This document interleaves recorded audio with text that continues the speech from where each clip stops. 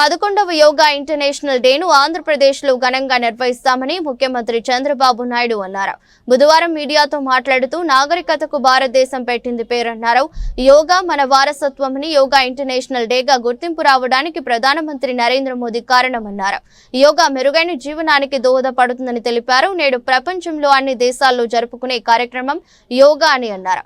యోగా అనేది కొద్ది మందికో లేక కొన్ని ప్రాంతాలకు సంబంధించింది కాదన్నారు. అందరి జీవితాల్లో యోగాని ఒక భాగం కావాలని సూచించారు. ప్రపంచానికి భారత్ అందిస్తున్న గొప్ప వరం యోగా అని చెప్పుకొచ్చారు. ఫోటోలు, ఈవెంట్ కోసం ఒక రోజు చేసే కార్యక్రమం కాదన్నారు. ప్రతి ఒక్కరిలో ప్రగాఢమైన మార్పు తీసుకొచ్చే కార్యక్రమం యోగా అని తెలిపారు. యోగా దినోత్సవాన్ని ప్రధాని మోదీ ఒక దీక్ష, పట్టుదలతో చేస్తున్నారని, నేటి నుంచి నెల రోజుల పాటు యోగాంధ్ర 2025 పేరుతో ప్రచార కార్యక్రమం నిర్వహించనున్నట్లు తెలిపారు. రాష్ట్ర వ్యాప్తంగా 2 కోట్ల మంది పాల్గొనేలా కార్యాచరణ రూపొందించినట్లు చెప్పారు. 5 లక్షల మందితో వచ్చే నెల 21వ తేదీన యోగా డే నిర్వహిస్తామని, ఉదయం 7 గంటల నుంచి 8 గంటల విశాఖపట్నం రామకృష్ణ బీచ్ లో యోగా డే నిర్వహించనున్నట్లు వెల్లడించారు. 10 లక్షల మందికి యోగా సర్టిఫికేట్ ఇస్తామన్నారు.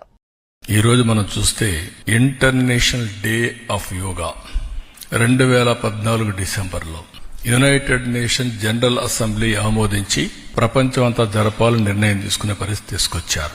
దాని ప్రాముఖ్యత చెప్పడం, అదే మాదిరిగా ఆ ప్రాముఖ్యత వాళ్ళు గుర్తించే విధంగా చేయడం, దానిపైన ఇది ఒక ఇంటర్నేషనల్ ఈవెంట్ కింద ఒక రోజు ప్రత్యేకంగా కేటాయించి ఈ రోజు ఈ కార్యక్రమాన్ని చేసే పరిస్థితికి వచ్చారు. ప్రతి సంవత్సరం ఈ యోగా 7 నుంచి 8 గంటలు ఫిక్స్డ్ టైంలో ప్రపంచంలో అన్ని దేశాల్లో, భారతదేశంలో అన్ని ప్రాంతాల్లో జరుపుకునే కార్యక్రమం. ఈ కార్యక్రమం ఈ సంవత్సరం theme of this year yoga for one earth one health. ఇది చాలా మనందరికి కూడా, ప్రతి ఒక్క వ్యక్తికి సంబంధించిన విషయం.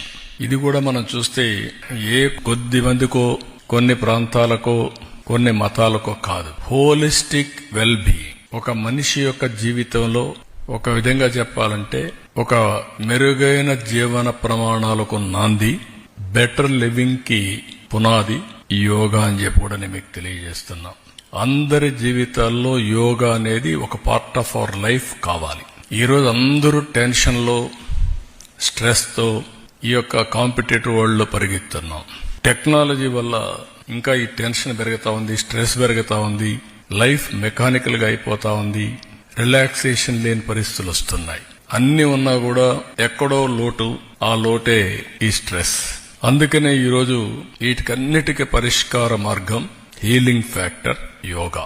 దీన్ని ఒక పెద్ద ఎత్తున చేయాలనే ఉద్దేశంతో ఒక రోజేదో సింబాలిక్ గా చేయడం, లేకుంటే ఫోటోల కోసం చేయడం, ఈవెంట్ కోసం చేయడం కాదు.